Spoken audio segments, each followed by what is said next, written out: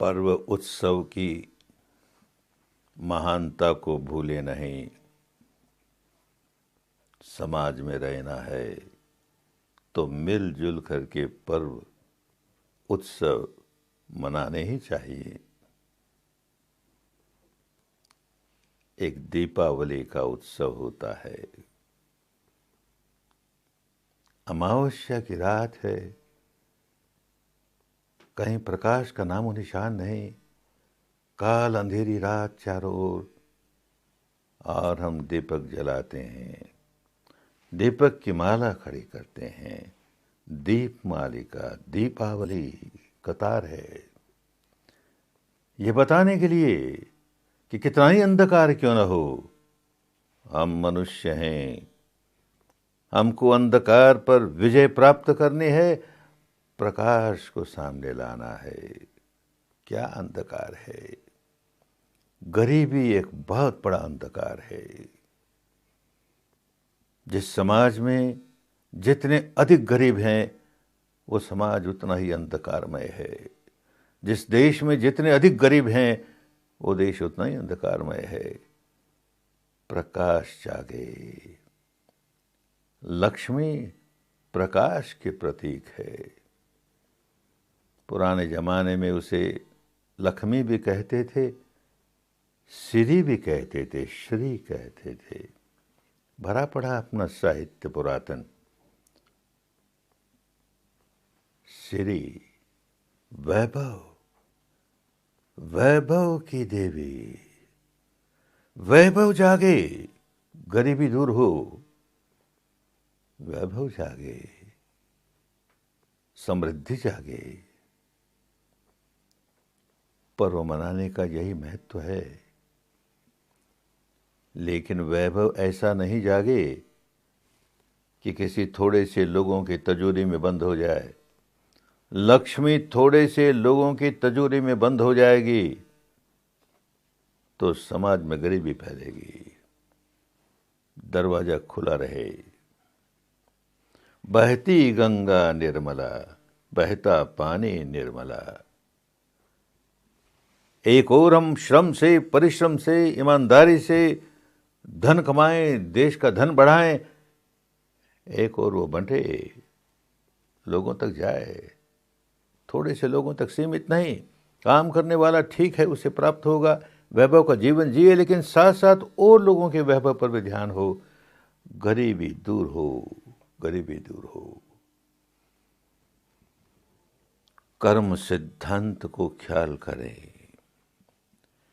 केवल ये दीपावली की रात को लक्ष्मी की तस्वीर के सामने दीपक जला करके, धूप दीप जला करके हम समझें कि अब लक्ष्मी माई बड़ी खुश हो जाएगी, हमारे घर में तो एकदम उजाला ही उजाला कर देगी, धन संपत्ति भर देगी। धन संपत्ति कर्म के बल पर आती है, ये नहीं भूलना चाहिए। कर्म,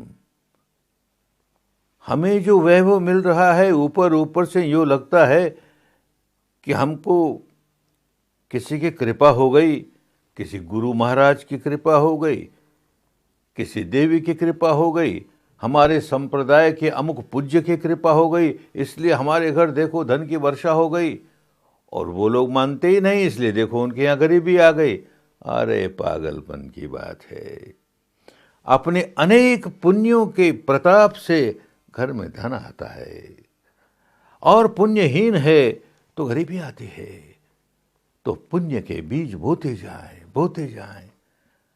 अपने आप धन ही आएगा।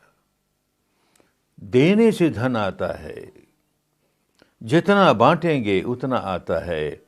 ऋतु बसंत याचक भया, और हरख दिया द्रुमपात, ताते नव पल्लव भया, और दिया दूर नहीं जात।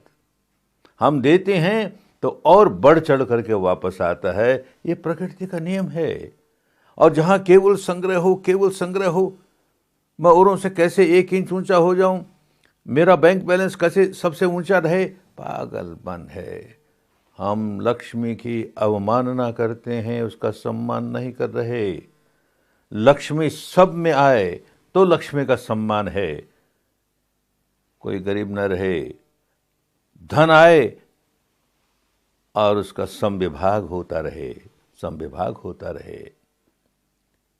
धन आना चाहिए, विशेषकर गृहस्थ के लिए बहुत आवश्यक है, लेकिन उसका उपयोग होना चाहिए, सही उपयोग होना चाहिए। एक ऐतिहासिक घटना अपने देश की, अनाथ पिंडक नाम का धनपति, करोड़पति नहीं, अरबपति नहीं, खरबोपति, भारत में जगह जगह उसके व्यापार के केंद्र, शाखाएं, भारत के बाहर अड़ोस पड़ोस के देशों में जगह जगह उसका व्यापार फैला हुआ। इतना धन आता है, लेकिन खुले हाथों से बांटता भी है। जहां जहां उसके बिजनेस की ब्रांच है, वहां पर यह नियम बना रखा उसने, एक आदमी भूखा न सो जाए, सबको भोजन मिले, जो भूखे हैं उनको भोजन मिले। तो मेरे पास धन आना सार्थक हुआ, तो इसलिए अनाथ पिंडक कहलाया। वही व्यक्ति भगवान के संपर्क में आया और उसे अनमोल धन मिल गया, मुक्ति का धन मिल गया, भीतर की ऐसी शीतल शांति, सारे दुखों को हर लेने वाली। अब तो यूं होता है कि ये सबको मिले, ये सबको मिले। तो भगवान को कहता है कि हमारे यहाँ आकर के, श्रावस्ती में आकर के विहार बनाइए। राजगिरी में उनसे मिला है, श्रावस्ती में उनको निमंत्रण देता है, भगवान आते हैं, उनके लिए जो विहार बनाता है उसकी कीमत असरफियों से धरती को भर देता है, ढक देता है। 18 करोड़ के कीमत के असरफियां, और फिर उन पर 18 करोड़ रुपए का निर्माण, और फिर 18 करोड़ की देखभाल के लिए अलग धन रखा। अरे इतना बड़ा दान क्यों? यहां लोग तपेंगे। भगवान के साथ जो 10,000 भिक्षुआ, वही नहीं, वो तो तपेंगे ही। अरे श्रावस्ती उन दिनों के भारत के सबसे अधिक जनसंख्या वाली नगरी, इतने लोग, इतना व्यापार धंधा, लोग इतने व्यस्त रहते हैं, इतना तनाव है, और इतने दुर्गुणों से भरे रहते हैं, दुर्गुणों से भरे रहते हैं। उनको यह कल्याणी विद्या मिल जाएगी, बड़ा कल्याण होगा। और मिली कल्याणी विद्या। जितनी बड़ी आबादी थी उसकी, बहुत बड़ी आबादी थी उस नगर की, उसका 2/3 हिस्सा श्रोतापन्न हो गया। उसके पुण्य का क्या ठिकाना, कितना बड़ा पुण्य प्राप्त किया, अपने धन का कितना बड़ा उपयोग किया। एक परिस्थिति ऐसी आई, उतार चढ़ाव आते हैं, किसी भी अपने ऐसे बुरे कर्म संस्कार की वजह से घर का सारा धन समाप्त हो गया, गरीब हो गया। लेकिन खाली हाथ नहीं जाता, जब जब आश्रम में जाता है, भगवान के विहार में जाता है, और कुछ नहीं तो अपने यहाँ की 2 उपजाऊ मुट्ठी भर भर करके वहाँ के किसी पेड़ की जड़ में डालता है। ये पेड़ फले फूले और इस पेड़ की छाया में कोई तपे, मुक्ति प्राप्त करे, चेतना है। भगवान ने उसे अग्र की उपाधि दी। जैसे अनेक अन्य को, गृहस्थों को, भिक्षुओं को अलग और गृहस्थों को अग्र की उपाधि दी।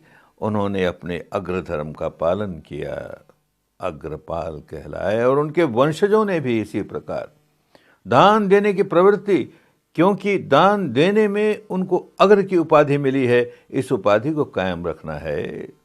सदियों बाद सातवाहन राजा के राज्य में एक युवती, बहुत गरीब, कितनी भी गरीब हो, भीख नहीं मांगेगी, मेहनत करेगी, तो सड़क पर पत्थर तोड़ती है ताकि उससे पत्थर से सड़क बने, पत्थर तोड़ने का काम करती है। इतना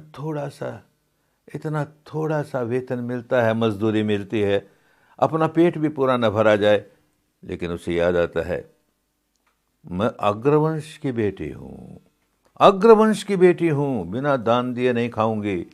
तो आधा हिस्सा दान करती है, आधा खाती है, बात फैलती है, राजा तक जाती है। राजा को आश्चर्य होता है, इतनी गरीब और तिस पर भी आधी कमाई बांटती है, इतनी छोटी सी कमाई। राजा बुलाता है, मिलता है, और उसका तेज देख करके, उसका धर्म देख करके इतना प्रभावित होता है, उसे राज महिषी बनाता है, रानी बनाता है। इतिहास की घटना है। दिया दूर नहीं जात, अपने आप उसका फल भी आता है। तो ये जो दीपोत्सव का त्योहार है, वो केवल धन संग्रह करने का नहीं, साथ साथ बंटने का भी हो, बंटने का भी हो। और ये जो दीप जला रहे हैं बाहर, ठीक है, अच्छी बात है, मन प्रसन्न होता है, उल्लास से भरता है, हम अंधकार को दूर करते हैं। भीतर के अंधकार को दूर करना है। तमसो माँ ज्योतिर्गमय, तमसो माँ ज्योतिर्गमय, माने किसी से प्रार्थना करते हैं कि हमको अंधकार से प्रकाश की ओर ले जाओ। अरे अंधकार से प्रकाश की ओर तुम्हें खुद जाना है ना। भीतर का प्रकाश जागे, अंधकार दूर होगा बाहर का। भीतर का प्रकाश जागे तो बाहर दुनिया में प्रकाश ही प्रकाश, प्रकाश ही प्रकाश दिखाई देगा।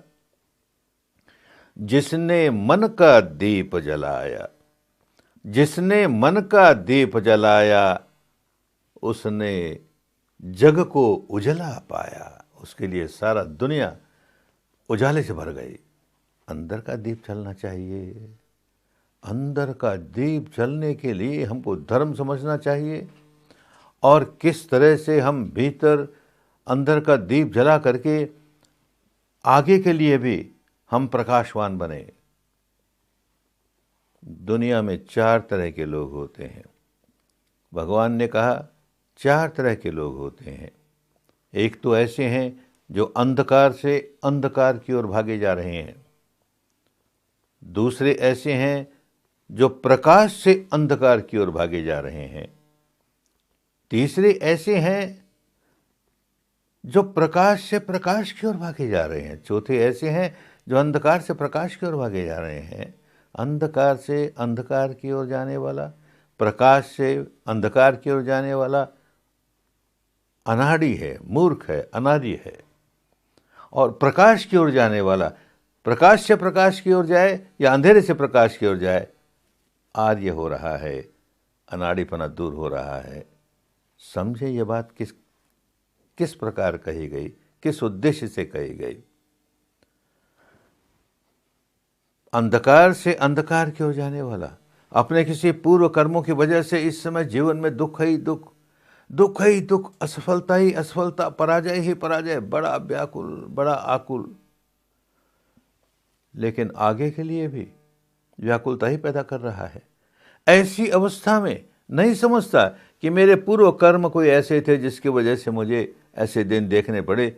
दूसरे पर दोष देता है, इसकी वजह से हुआ, इसकी वजह से मैं गरीब हुआ, इसकी वजह से मैं दुखी हुआ। क्रोध जगाता है, द्वेष जगाता है। तो आज तो व्याकुल है ही, आज तो जीवन में अंधकार है ही, आगे के लिए भी अंधकार ही अंधकार, अंधकार से अंधकार की ओर। और दूसरी श्रेणी का व्यक्ति प्रकाश है, बहुत धन है, दौलत है, ऐश्वर्य है, इज्जत है, पद है, प्रतिष्ठा है, मान है, सम्मान है, पुराने कर्मों की वजह से है। और आज क्या कर रहा है, इतना गर्व जगाता है, मेरी बुद्धिमानी से मैं इस अवस्था पर पहुंचा, मेरी समझदारी से मैं इस अवस्था पर पहुंचा। ये मूर्ख लोग हैं, काम करना नहीं जानते, इनमें बुद्धि नहीं है, इसलिए ये धनवान नहीं है, गरीब रहेंगे। और उनको दुत्कारता है, उनसे घृणा करता। आज तो भाई प्रकाश है तेरे पास, पूर्व कर्मों का प्रकाश है, आगे के लिए क्या कर रहा है, अंधकार पैदा कर रहा है। इस समय जो बीज बो रहा है उनका फल अंधकार लिए हुए आएगा। तीसरा व्यक्ति अंधकार से प्रकाश की ओर जा रहा है। अंधकार तो है, समझता है कि मेरे पूर्व कर्मों की वजह से है, किसी को दोष नहीं देता, इस आदमी की वजह से, उस आदमी की वजह से है, ये जिम्मेदार है, वो मैं जिम्मेदार हूँ। बीता सो बीत गया, मैंने जो भी दुष्कर्म किए सो किए, उनका फल आया। अब मैं सजग हूँ, एक भी दुष्कर्म नहीं। जो करेगा अच्छा ही करेगा, जो करेगा अच्छा ही करेगा। कोई भी बुराई का बीज बोएगा नहीं, तो आगे के लिए प्रकाश ही प्रकाश। और चौथा, प्रकाश के प्रकाश की ओर। धन है, दौलत है, यश है, प्रतिष्ठा है, सब कुछ है, लेकिन साथ साथ प्रज्ञा भी है, होश है। मेरे पूर्व कर्मों की वजह से ये है और भविष्य में भी ये कायम रहे, इसलिए मुझे अब भी शुभ कर्म करने हैं। जो कुछ प्राप्त हुआ है उसे तिजोरी में बंद करके न रख दूं, बांटूं, और लोगों को भी का भी भला हो, औरों का भी मंगल हो। ये भाव मन में जागता है तो समझो कि वो इस समय भी प्रकाश में है और भविष्य में भी प्रकाश की ओर जाएगा। वैसे अपने यहाँ कई कहानियाँ चलती है। एक लोक कथा, विनोद के भाव से समझें, एक विनोद कथा। लक्ष्मी का पूजन हो रहा है और लक्ष्मी आई घर में। लक्ष्मी आई तो घर का मालिक कहता है, तो जरा रुक, तेरी अच्छी तरह से पूजा अभी नहीं कर पाऊंगा क्योंकि अभी मैं नहाया नहीं। मैं गंगा में जाके नहा कर आता हूँ, उसके बाद तेरी पूजा करूंगा, तब तक तो रुकना। उसने कहा ठीक है रुकूंगी, तो नहा कर आ जा, मैं तब तक रुकती हूँ। वो ऐसा नहाने गया कि वापस आया नहीं। ये रुकी रहेगी ना तो पानी में डूब गया। मेरी पीढ़ियों तक इस लक्ष्मी को यहीं रहना पड़ेगा, क्योंकि इसने प्रतिज्ञा की है कि मैं रहूंगी जब तक तू नहीं आएगा। विनोद की बात है, विनोद की बात है। समझ की बात ये है कि हमें ऐसा करना चाहिए, प्रकाश बना रहे। अब भी प्रकाश है, भविष्य में भी प्रकाश हो। ऐसा प्रकाश, अंतर का प्रकाश। भगवान बुद्ध के भीतर प्रकाश जागा तो क्या जागा? पुब्बे अननुसुतेषु धम्मेषु, ऐसा धर्म जिसका कभी श्रवण भी नहीं किया था। तब तक तो धर्म, इस कर्मकांड को धर्म माना, उस तीज त्योहार को धर्म मान लिया, इस वेशभूषा को धर्म मान लिया, इस दार्शनिक मान्यता को धर्म, यही धर्म समझता था। अब समझ में आया धर्म क्या होता है। ये जो रित है, ये जो निसर्ग के नियम है, ये धर्म है। अब समझ में आया, और समझ में आते आते आते आते अंदर उजाला, अंदर के विकार दूर होने लगे। तो पुब्बे अननुसुतेषु धम्मेषु चक्षुं उत्पादि, आंखें खुली। ज्ञानं उत्पादि, ज्ञान जागा। पඤ्ञा उत्पादि, प्रज्ञा जागी। विद्या उत्पादि, अविद्या का अंधकार दूर हुआ, विद्या जागी। आलोको उत्पादि, आलोक जागा। अरे वो भीतर का आलोक जागे, कितना मंगल हो। उस भीतर के आलोक को जगाने के लिए परिश्रम करना पड़ता है, पुरुषार्थ करना पड़ता है, मेहनत करनी पड़ती है। किसी की कृपा से नहीं होता। इस भ्रम से दूर रहो। कृपा करने वाला अगर कृपा करके, मुझ पर दया करके मेरे भीतर प्रकाश जगाता है तो औरों को क्यों नहीं जगाता भाई? उसके पास करुणा की क्या कमी है? या तो कारुणिक नहीं है और या सामर्थ्यवान नहीं है। दोनों एक साथ नहीं हो सकता। अरे भूलो, निंदा की बात नहीं, अपनी बात समझो, जिम्मेदारी की बात समझो, उत्तरदायित्व की बात समझो।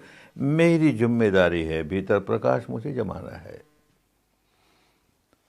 प्रकाश का ये पर्व मनाते हुए एक बात और ख्याल रखनी है कि एक और पागलपन, उत्साह हो, उल्लास हो, पर्व हो, त्योहार हो, कोई बुरी बात नहीं है, लेकिन ये जो प्रदूषण, आवाज का प्रदूषण, ये पटाखे, लोगों की नींद हराम, बच्चों में घबराहट, पशु पक्षियों में घबराहट, ये क्या होने लगा?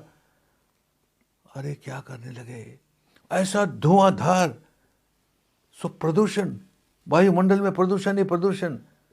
अरे त्योहार मना रहे हो कि लोगों को दुख देने का काम कर रहे हो? होश कायम रहे। त्योहार वही त्योहार जिसमें सबके जीवन में प्रसन्नता जागे, मंगल जागे, कल्याण जागे, और वो नहीं होता तो उस गलती को दूर करें। मंगल ही मंगल हो। कल्याण ही कल्याण हो। स्वस्थ ही स्वस्थ हो।